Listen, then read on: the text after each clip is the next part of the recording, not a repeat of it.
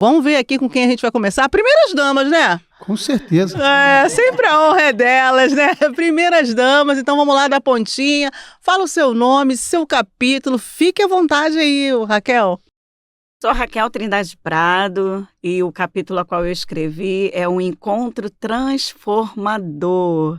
E a Alexandra falou para a gente falar, né, do início, da trajetória do início até o lançamento, mas eu digo para vocês que eu ainda estou sendo transformada pelo capítulo que eu escrevi. Está me inspirando hoje aqui, eu já tive mais um encontro transformador ali naquele momento pela manhã. Bem, o convite ele veio através do pastor Anderson Barreto, um amigo de infância. Corremos juntos na rua para soltar pipa e brigar também. De vez em quando a gente brigava. Faz parte da infância, né? Faz parte. Essa infância gostosa, né? Que eu acho que essa geração não desfruta mais, não está conseguindo desfrutar disso. E ali foi quando eu conheci a Alexandra. Veio então o convite, comecei a escrever. Eu já tinha em mente o que eu ia escrever. Desde o momento que foi falado histórias transformadoras, eu falei, eu já sei, porque eu passei por um encontro transformador. Mas descobri que quando falamos sobre transformação, o ciclo ele se fecha, mas outros se abrem. Verdade. Então, a escrita foi... Eu já sabia o que escrever, porque eu sabia... Não, peraí, eu tive um encontro transformador e é sobre isso que eu quero escrever.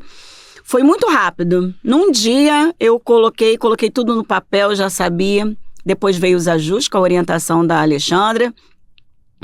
E viemos caminhando até o lançamento na Bienal. Eu tenho dito, todo mundo fala assim, poxa, um sonho realizado. E eu tenho dito o seguinte, é um sonho que eu não sonhei. Que bacana. Foi Deus quem sonhou por mim. Linda, porque eu nunca falei assim, um dia eu vou lançar um livro na Bienal. Apesar de já ter escrito mas não tinha essa ideia, vai ser lançado na Bienal. Não. Quando aconteceu e todo mundo falando assim, poxa, um sonho realizado, eu falei, esse sonho não foi eu quem sonhei. E aqui estamos, né, desfrutando desse momento, me sentindo agraciada, agradecida a Deus. E olha, cada história que a gente vai lendo e que a gente vai ouvindo, como vai nos inspirando. É verdade. Eu vi assim, um ciclo se fechou, mas eu sinto que outros estão se abrindo para que novas histórias sejam contadas. Eu estou muito feliz. Também você, se quiser aproveitar, lançar o seu livro solo, ainda não tem editora e nem quem faça essa assessoria de produção textual, também é a sua oportunidade. Vamos lá, Raquel? O meu capítulo, ele fala sobre a questão da injustiça. A temática central, né, o ponto central, fala exatamente sobre essa questão da injustiça. E eu tive um encontro, por isso que o título é um encontro transformador, porque eu entrei num momento em que eu tive que ser tratada sobre essa questão de olhar para um Deus que é justo. A religiosidade, ela faz com que a gente vista muitas máscaras, né? Coloque muitas máscaras. E dentro dessa questão de colocar máscaras, não, Deus é bom, Deus é fiel, Deus ele é justo. Mas lá no cantinho, o pai que conhece a gente do avesso, ele falou assim, não quero você de máscara não. Se for para se relacionar comigo, que seja completa. E aí Deus veio para trazer uma denúncia sobre isso que precisava ser tratado dentro de mim. Estou falando que ainda assim fechou um ciclo e está se abrindo outros, que eu falei assim, não, tive um encontro transformador, estou transformada a respeito dessa questão. E aí quando chegou hoje de manhã aqui, tô dando um relato aqui, quem sabe não é já do próximo, da edição 2. E aqui hoje pela manhã o Espírito de Deus falou algo muito importante ainda a respeito desse capítulo, porque quando eu fui questionar a Deus sobre a questão sobre um Deus justo, sobre justiça, foi no momento em que houve a partida do meu pai. Então aquela dor, um homem que você olhava e falava assim, gente, um homem segundo o coração de Deus, pastor, me batizou, e de repente eu vejo meu pai partir. Então eu fui com a fala, não é justo, meu pai não deveria ter ido. a ponto de um velhinho da nossa igreja matriz passar. E eu falei, tá lá Deus, ele já estava caquético, levasse ele, mas deixava meu pai. Exatamente. E foi muito interessante essa questão de Deus vir me fazendo tirar as máscaras, porque isso não é legal falar isso, sim, né? Não é bom. Politicamente correta. E Jesus nunca foi politicamente correto, né? Então, ele foi me tratando nessa questão. E aí eu percebi que eu tinha uma causa para ser resolvida com Deus sobre essa questão da injustiça. Até que eu entrei num processo que esse braço parou, eu não tinha sono mais reparador, era só dor. E aí eu voltei para a questão, isso é justo? Deus vai e me chama para um tribunal. Fala, quer falar de justiça? Vamos para um tribunal. E esse capítulo ele vai falar sobre esse tribunal. Até que nesse tribunal eu consigo chegar e falar assim, eu sou culpada. Uau. É nesse eu sou culpada que algo aqui se abre. O mais interessante foi o que veio depois. Posso falar o que veio depois? Eu vim colhendo os frutos desse encontro maravilhoso com Deus. Porque nesse momento desse encontro, ali o Espírito de Deus, né, da forma linda que você só lendo para você entender, ele vai falar assim, olha, a sua causa foi julgada e você tem agora mais uma chance. Nesse de eu ter mais uma chance, os médicos dizendo que eu só iria talvez melhorar depois de 2 anos, eu só sei que quando foi dia 25 de dezembro, estava fazendo 6 meses que eu estava dentro do processo. Esse braço que estava paralisado, ele voltou a funcionar. No dia de Natal, gente, 25 de dezembro, voltei a pentear o cabelo, a vestir a roupa.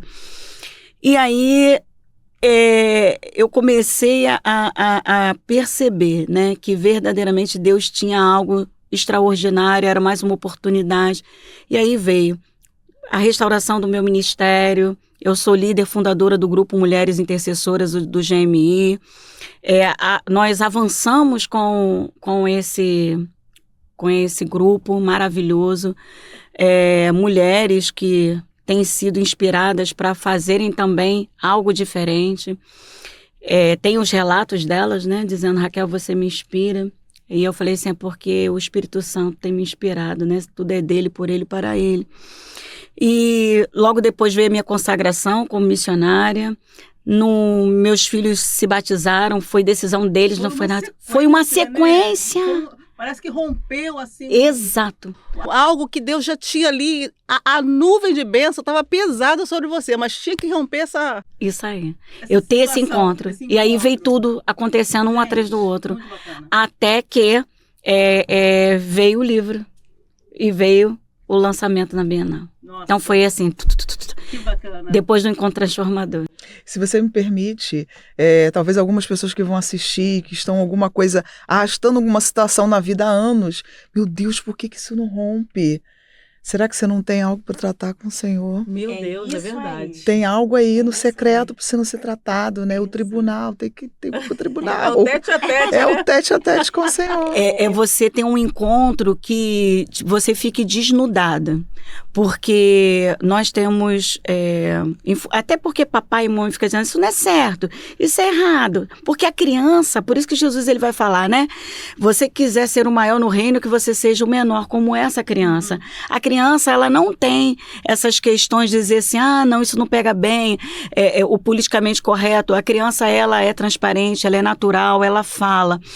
Então, Deus, Pai, ele deseja esse relacionamento, né, onde a gente é transparente, onde a gente não fica nas reservas, onde a gente se derrame e se mostre. E aí, quando você consegue ser transparente, a gente reflete uma partícula de Deus para quem está ao nosso redor. É verdade. E Ele quer fazer isso. Ele quer que a gente se derrame. Pós-lançamento da coletânea Histórias Transformadoras aqui na Biblioteca Parque Estadual. Nós estamos aqui, né, encerrando esse momento de podcast, onde passou por aqui vários coautores que fazem parte da nossa coletânea. Aproveitar a oportunidade para agradecer a Deus em primeiro lugar, agradecer a minha família que sempre me apoia, agradecer os meus filhos, né, meu esposo, preciso agradecer os meus pastores, que também nos apoiam e nos abençoam. Agradecer os nossos irmãos e muitas pessoas envolvidas. Quero agradecer imensamente ao apoio de todos os servidores da Secretaria de Estado de Educação. Quero agradecer também, a todos os meus idosos. Para quem sabe, eu trabalho com pessoa idosa, articulando política pública voltada para a pessoa idosa, trabalhando a valorização e promovendo dignidade à pessoa da terceira idade. Siga lá o nosso canal, @idosar.com.br, tá bom? Um abraço e até a próxima.